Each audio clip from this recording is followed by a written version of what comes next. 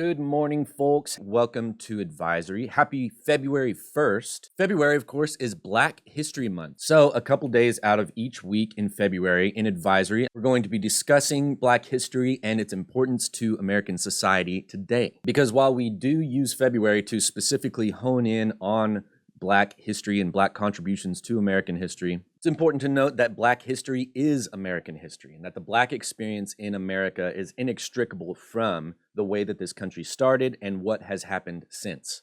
I'm going to go now to a clip from this guy, Clint Smith, from his series Crash Course Black American History, which I will probably be borrowing from quite a bit this month. Listen as he explains the terminology about Black history and why it's so important. We should probably begin by addressing the name of the course itself, Black American History.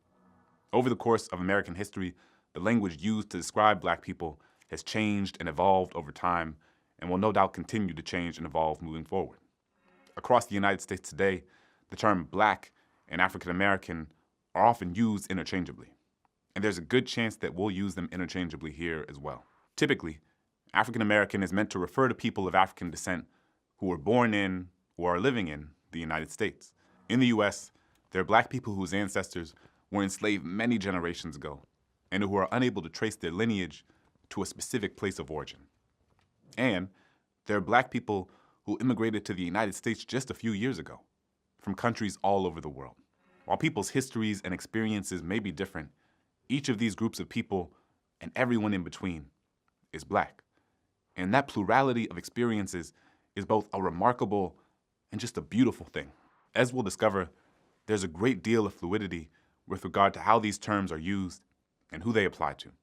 And delving into this will really help us understand how race is a social construct, but also one that has very real cultural, sociological, and political implications. Part of why this show is so important to me personally is that when I was younger, I felt like I didn't have the language or the toolkit with which to fully understand and make sense of what this country had done to Black people over the course of centuries. I didn't know that 12 of our first 18 presidents owned enslaved people. I didn't have the language to understand how redlining and government-sponsored housing segregation shaped the landscape of contemporary America.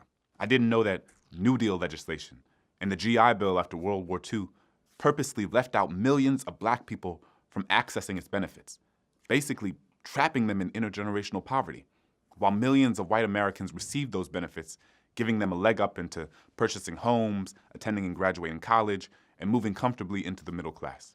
The sorts of things that have long-term intergenerational implications. I didn't know these things because no one told me. No one taught us this in school. And when I did learn it, many years later, it was so important. It was so freeing because it helped me better understand why our country looks the way that it does today. It helped me understand that the disparities Black people experience in this country are not because there is anything wrong with Black people, but because of everything that has been done to Black people over the course of generations. Now, it should be said that sometimes when people think about Black history, they think only of slavery and oppression. And while slavery is deeply, deeply important, trust me, I wrote a whole book about it, to understanding how Black Americans first arrived here en masse, how the United States developed its early economy, and why so much inequality persists between Black and white Americans across the board, it would also be a mistake to conflate the story of Black life in this country singularly with the issue of slavery, which is to say, naming the centrality of slavery to the American project can be done without falling into the trap of suggesting that Black history begins and ends with slavery. Black history is more than slavery. It is more than Jim Crow apartheid. It is more than oppression. And while we will obviously be addressing these issues directly, because they are central to understanding how this country came to be what it is, we will also be talking about Black art, Black literature, Black cultural traditions, and all that Black people have created and accomplished in spite of centuries of both interpersonal and structural violence. Black American history is as much about the joys and celebrations and traditions of Black life as much as it is about being able to name and identify the ways that this country has long subjugated Black people. They are not and have never been mutually exclusive. In fact, they go hand in hand. As he said, Black American history is as much about the joys and celebrations and traditions of Black life as much as it is about being able to name and identify the ways that this country has long subjugated Black people.